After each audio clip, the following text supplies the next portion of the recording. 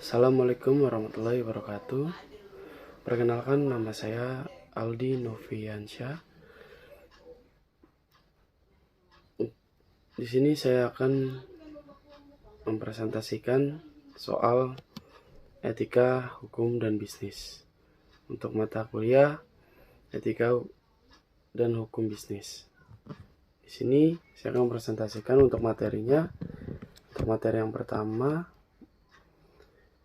prinsip utilitarianisme dalam bisnis. Yang kedua, keuangan dan kerugian. Yang ketiga, kelebihan dan kekurangan konsep utilitarianisme. Yang pertama, prinsip utilitarianisme dalam bisnis. Teori utilitarian mengatakan bahwa suatu kegiatan bisnis adalah baik dilakukan jika bisa memberikan manfaat kepada sebagian besar konsumen atau masyarakat.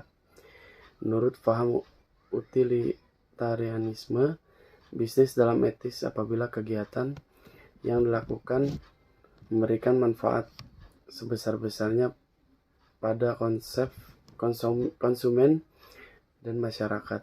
Nilai positif etika utilitarianisme adalah pada rasionalitasnya dan universalitasnya. Rasionalnya adalah kepentingan orang banyak lebih berharga daripada kepentingan individual. Bisnis untuk kepentingan individu dan di saat yang bersamaan mensejahterakan masyarakat luas adalah pekerjaan profesional sangat mulia. Secara logika universal, semua pembisnis dunia saat ini berlomba-lomba mensejahterakan masyarakat dunia. Selain membuat diri mereka menjadi sejahtera sebagaimana yang dilakukan oleh para pembisnis lain. Yang pertama, kriteria dan prinsip etika utilitarianisme. Yang pertama, manfaat. Kedua, manfaat terbesar. Yang ketiga, manfaat terbesar bagi sebanyak mungkin orang. Nilai positif etika utilitarianisme. Yang pertama, rasionalitas. Yang kedua, utilitarianisme sangat menghargai kebebasan setiap pelaku moral. Yang ketiga, universalitas. Yang kedua, utilitarianisme sebagai proses dan standar penilaian. Pertama, etika utilitarianisme digunakan sebagai proses untuk mengambil keputusan, kebijaksanaan atau bertindak. Yang kedua, etika utilitarianisme sebagai standar penilaian bagi tindakan atau kebijaksanaan yang telah dilakukan. Yang ketiga, keuntungan dan kerugian. Dalam etika utilitarianisme, manfaat dan kerugian selalu dikaitkan dengan semua orang yang terkait, sehingga analisis keuntungan dan kerugian tidak lagi semata-mata tertuju langsung pada keuntungan bagi perusahaan. Analisis keuangan dan kerugian. Analisis laporan keuangan dilakukan bertujuan sebagai alat pengambilan keputusan para pihak yang memakai laporan keuangan. Kelebihan analisis laporan keuangan menurut Sofyan Shafri Harahap sebagai berikut. Yang pertama, hasil analisis laporan keuangan dapat membuka tabir kesalahan proses akuntansi seperti kesalahan pencatatan, kesalahan pembukuan, kesalahan jumlah, kesalahan perkiraan, kesalahan posting, kesalahan jurnal. Yang kedua, kesalahan lain yang disengaja seperti tidak mencatat, pencatatan harga yang tidak wajar, menghilangkan data income something, dan lain-lain. Analisis laporan keuangan. Analisis laporan keuangan merupakan kegiatan menganalisis laporan keuangan yang lahir dari suatu konsep dan sistem akuntansi keuangan. Dengan memahami sifat dan konsep akuntansi keuangan, kita akan lebih mengenal sifat dan konsep akuntansi keuangan sehingga kita dapat menjaga kemungkinan salah satu terhadap informasi yang diberikan, serta saat mengenal lebih dalam sifat-sifat dalam laporan yang disajikan melalui laporan keuangan itu sehingga kesimpulan kita lebih akurat. Kelemahan analisis laporan keuangan. Analisis laporan keuangan didasarkan pada laporan keuangan, oleh karenanya kelemahan laporan keuangan harus selalu diingat agar kesimpulan dari analisis itu tidak salah. Objek analisis laporan keuangan hanya laporan keuangan. Untuk menilai suatu perusahaan tidak cukup hanya dari angka-angka laporan keuangan. Kita harus melihat aspek lainnya seperti tujuan perusahaan, situasi ekonomi, situasi industri, gaya manajemen, budaya perusahaan, dan budaya masyarakat. Objek analisis adalah history yang menggambarkan masa lalu, dan kondisi ini bisa berbeda dengan kondisi masa depan.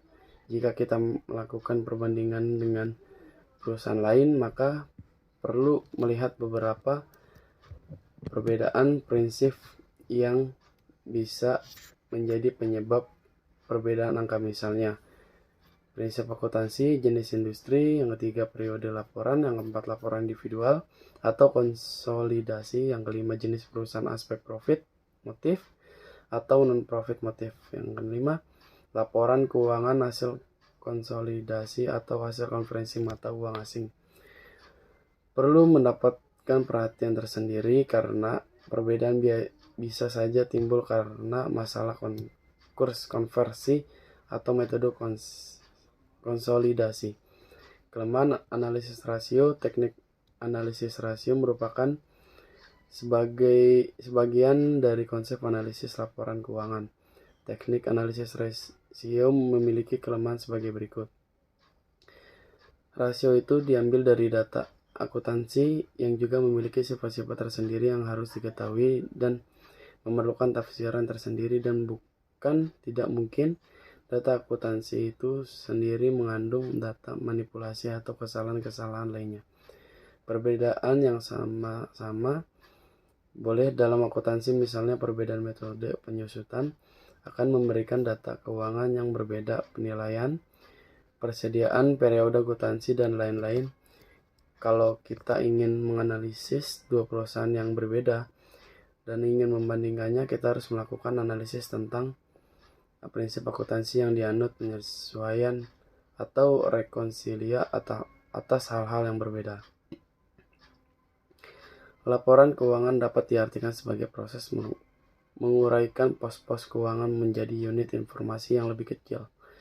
Dan untuk mengetahui hubungan signifikan antara data kuantitatif dan non-kuantitatif laporan keuangan dibuat bukan tanpa tujuannya adalah agar dapat diperoleh informasi mengenai kondisi keuangan yang lebih jelas. Selain itu, paling tidak ada 5 tujuan dari analisis laporan keuangan, yang itu: pertama, 1.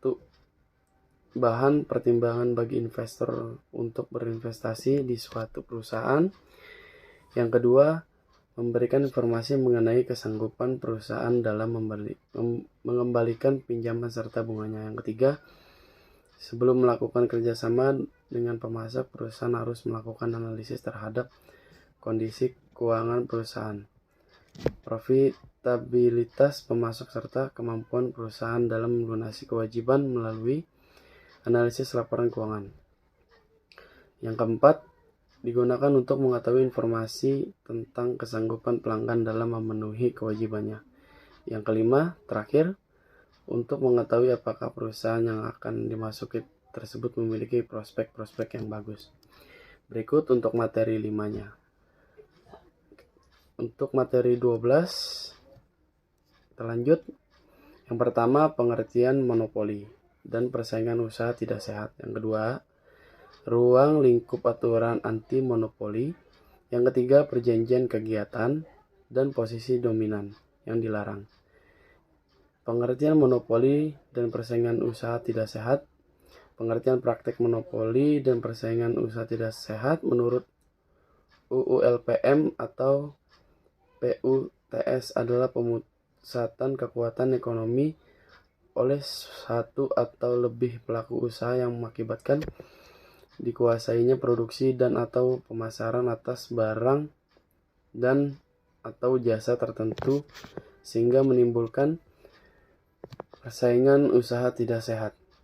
Dalam ketentuan pasal 1 angka 2 Undang-Undang Nomor 5 Tahun 1999 tentang larangan praktek monopoli dan persaingan usaha tidak sehat juga disebutkan bahwa yang dimaksud dengan praktek monopoli adalah pemusatan kekuatan ekonomi oleh salah satu atau lebih pelaku usaha yang mengakibatkan dikuasainya produksi dan pemasaran. Berikut ruang lingkup aturan anti monopoli. Yang pertama, hukum persaingan usaha. Yang kedua, persaingan usaha di Indonesia diatur dengan Undang-Undang RI Nomor 5 Tahun 1999 tentang larangan praktik monopoli dan persaingan usaha tidak sehat. Kata monopoli berasal dari bahasa Yunani yang berarti penjual tunggal. Di Amerika sering digunakan dengan istilah antitrust. Di masyarakat Eropa menggunakan bahasa dominasi, dan masyarakat bisnis juga sering menyebut dengan kekuatan pasar. Yang ketiga, sementara yang dimaksud dengan praktik monopoli adalah suatu pemusatan kekuatan ekonomi oleh satu atau lebih pelaku usaha yang mengakibatkan dikuasainya produksi dan atau pemasaran atas barang dan jasa tertentu sehingga menimbulkan suatu persaingan usaha secara tidak sehat dan dapat merugikan kepentingan umum. Lanjut untuk ruang lingkup hukum anti monopoli. Yang pertama, perjanjian yang dilarang. Yang kedua, kegiatan dilarang. Yang ketiga, penyalahgunaan posisi dominan. Yang keempat, komisi pengawas persaingan usaha. Yang kelima, tata cara penanganan perkara. Yang keenam, sanksi-sanksi. Yang ketujuh, perkecualian. Lanjut untuk yang ketiga, perjanjian kegiatan posisi dominan yang dilarang. Dalam undang-undang tersebut diatur secara rinci dan khusus mengenai bentuk-bentuk perjanjian yang dilarang dalam perusahaan usaha, yaitu perjanjian yang dilarang oleh Undang-Undang Nomor 5 Tahun 1999 adalah oligopoli, penetapan harga, pembagian wilayah, pemboikotan, kartel, trust, oligosoni, integrasi vertikal, perjanjian tertutup. Berikut untuk penjelasan materi untuk tugas besar di bawah ini. Terima kasih. Kurang lebihnya saya mohon maaf. Wabillahi taufiq wal hidayah. Assalamualaikum warahmatullahi wabarakatuh.